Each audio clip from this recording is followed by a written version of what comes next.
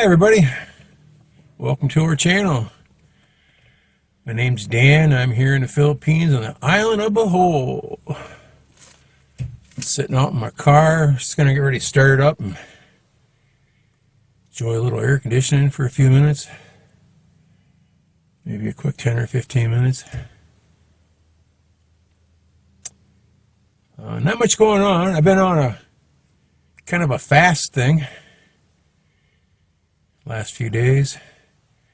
I just went by hour number 80, which is what, about 3.5 days, something like that.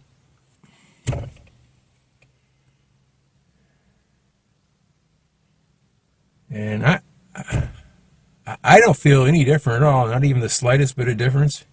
I've been drinking nothing but water. I've been taking 2 times a day, I've been taking little sachet of some nasty fiber stuff that I was kind of hoping to keep my body flushed out, but it's not working. And it's like pineapple flavored sawdust. I've never seen nothing like it before. But I thought it'd be worth a try. I started the pineapple stuff the day before before I quit eating, and but I don't see any. I can't notice anything about that either. Now I'm looking at my phone right here. I got the selfie side out.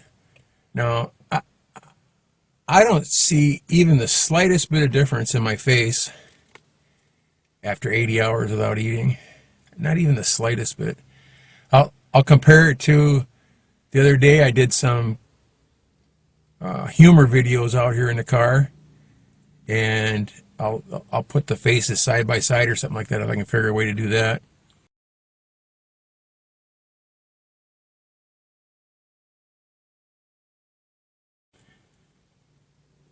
But I can't see any difference at all. I'm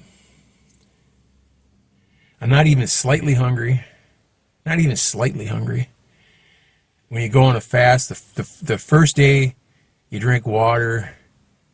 The second day you're like, oh man, I wish I was eating or something, because you're not, and I'm still not hungry, but it's the habit you want to be eating, you know.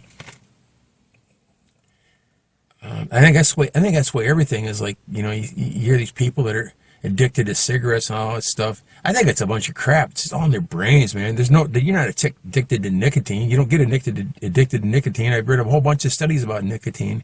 They put a different chemical in the cigarettes that's supposedly addictive, which I kind of doubt that too. But it's a habit for them, you know.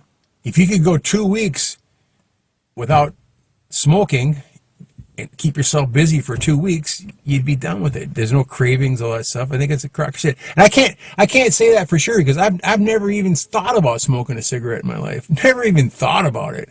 I think they're the most disgusting things in the world. My parents smoked when I was a kid. There's ashtrays around and stuff like that. I would never smoke a cigarette. I smoked other things, like, you know, we smoked pot when we were after high school. So I did after high school. I never did during high school or anything like that. I graduated in 3 years. I was an honor student. I didn't play any games with that kind of stuff. Didn't drink. Didn't do anything. But after high school, my buddies showed me into it, and something I actually enjoyed, because I'm super attention deficit, big time, maximum strength, and that stuff actually calms me down, and at the same time gives me energy, but it straightens everything out, where my brain's, I got no anxiety. I get to eat good, eat good, where stuff tastes good and it's enjoyable to eat. I get to sleep all night, like really good sleep, and I got tons of energy and all kinds of ambitions I used to carve all the time, especially in the winter time, and I'd be carving and, you know, doing all this stuff, you know, lifting weights, doing the whole ordeal, and it was fantastic for me. It's against the law here, like it's like same as heroin here in the Philippines. So I've been here for 22 years, so I haven't had any for 22 years, and I go out of my mind here sometimes, but that's beside the point. What we're talking about, fasting, I get so sidelined all the time. I've gone 14 days twice here since I've been here in Bohol. And I think I went 14 or 16 days once in Cebu back in the 90s, because there was nothing to eat there. It was just their food was so bizarre and just absolutely grotesque. I was out in the mountains in a tent for a year, and it was absolutely, there wasn't a thing there I could eat. They didn't even have rice. They had ground corn to eat, which again to me isn't something I want to eat, you know. But I know there was one time while I was there for a year, we ran out of money. And because our paperwork for my ex-wife all got screwed up, so we had to start over again. I was planning on 6 months. I wound up staying a year. And there was a whole month where we didn't have a peso. And I ate half of a breast of chicken every other day or so, and a plate of ground white field corn boiled up like rice. And I always told myself it smells kind of like macaroni, you know, what the heck. And it's got the same texture as rice and macaroni, whatever you want to call it. So it's not that big a deal. I remember the first plate my ex-wife brought me, and nice big plate of this. It's nice and white and everything. And all we had was salt. We didn't have any pepper or anything like that. And I go putting some salt on it. I go, come here, where'd you get all this? Where'd you get this pepper at? It looks great. And I put some salt on, took a bite. Yeah, it tastes good. She goes, no, not salt. Amigas. Like, what the hell is that? It turns out that's amigas is the word for ants. And there were these little bitty micro ants that were about half the size of a grease ant back home. They're in the bags of rice, thousands of them. So you eat those with your ground corn. Let me tell you, the Philippines was a shock to my system. In fact, when I left there in 1993, I said, there's nothing in a million years that could get me to come back to the Philippines. Absolutely no way. And I wound up proving myself wrong. I came here to restart my life in 2004, and my wife sent me some letters, and I think it was 2001 or 2002. Somehow she got my number, which I still don't know how she got my phone, my address. I have no idea. I had nothing on the internet. There wasn't even internet. There wasn't even internet where I was at in that time in 2001. And he sent me a letter, so we corresponded back and forth for about 2 years. And someone smashed into my truck one day, my pickup truck my dad gave me, and turned out to be $3,000 damage. And it was a big dent right behind the front door. Everything worked perfect, just had a dent there. And I got $3,000 in my hand. I called her up on the phone and said, I'll be there next Thursday. And she didn't know what to think. And I stayed for 2 whole months on $3,000. And it was pretty cool. You know, I had a good time and met her. And in fact, the day before I left, I married her. And you know, how much better than that can you get? And I came home for 8 months and then came back here. I've been here ever since in 2004. But you know, my history. But back to fasting. The time in Cebu where I went, I keep wanting to say 16 days. It might have been 14 days. But I was on this fast, and then all of a sudden I met some lady one day when I was walking. I probably would have went probably for a couple months or something, because I couldn't find anything to eat, and there wasn't even a McDonald's. There wasn't even a McDonald's in the Philippines then, in Cebu, and there was just nothing there that I could eat that looked good enough to eat. But I saw some lady walking around. She had a basket, and I went over and, hey, come here once. What do you got in the basket? And she opened it up, and it was a cloth with a whole basket of rolls in it. And I broke one open and smelled it. It was like apples and cinnamon. It's like, holy shit, this is perfect.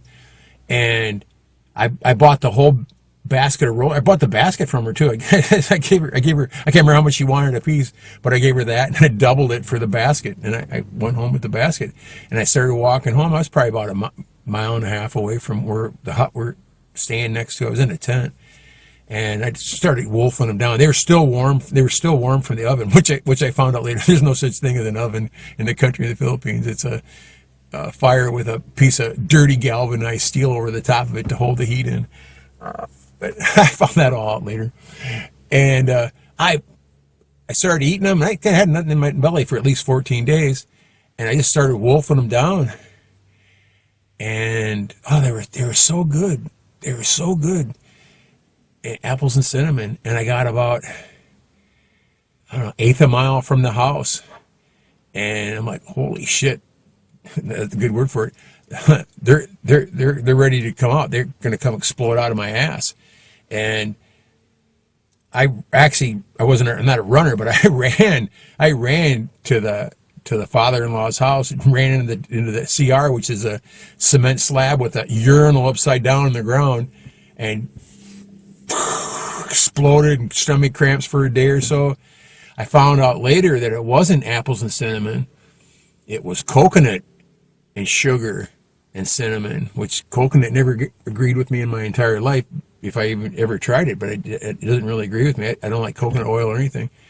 And boy, was I sick. But it sure did taste good, though. It was fantastic. But here in the Bohol, twice I had to go 14 days with no food. The first time was an earthquake in 2012. I think it was 2012. And then a couple days after that, we had a couple weeks after that, we had that Typhoon Yolanda, and there's no food. There was no food anywhere. You couldn't go you couldn't drive anywhere. You couldn't buy anything. And we had part of a bag of rice and some canned food. And I figured there's probably enough for a couple weeks for my wife and daughter. So I just stopped eating. I mean, I could have ate a couple bowls of rice once in a while, but I just made sure they had plenty to eat. And the second time was this nasty typhoon we just had. What was it called? I don't know. In 2021, the day before my birthday, December 16th. It hit that night about 6 o'clock at night. I woke up on my birthday with the island destroyed. It was wild. But we didn't have any food hardly. We had enough food in the refrigerator to eat for a couple days. I had some hamburgers frozen and stuff like that. And we even have a generator, but I never turned it on. A guy, my friend Jay, gave it to me gave it to us after the earthquake, and I just let it sit. And I figured someday I'll need it. And that was the day I went and bought some gas and turned it on, and it worked great. Hooked up to the house, the whole ordeal. So we had electricity for the first couple days that kept the freezer going, and then we ran out of gas, and then went to go buy more gas, and turned out the whole entire island's out of gas. It was just a gigantic rush for gas. And so we couldn't run the generator anymore. And my burgers, I had a couple, maybe 8 or 10 burgers left over, but they spoiled, so I gave them to the dogs. And we couldn't get out and do anything for quite a few days. And then my wife came back. She was in Cebu during the typhoon. And I started, what we got, I bought a bag of rice from a lady across the street, and I said, well, that's all we got. And we got 10 cans of food, 15 cans of food. So you guys had a can of food a day and rice and whatever, and I'll just not eat. And it took 14 days before we got a chance to get restocked up again, and still couldn't get anything that I could eat, but because everything, there was no shipping, there was no nothing like that, so the stores were empty. But take care, everybody. I'll talk to you later. So I'm on hour number 80, I just cross 80. Take care. Thanks for watching. Take care.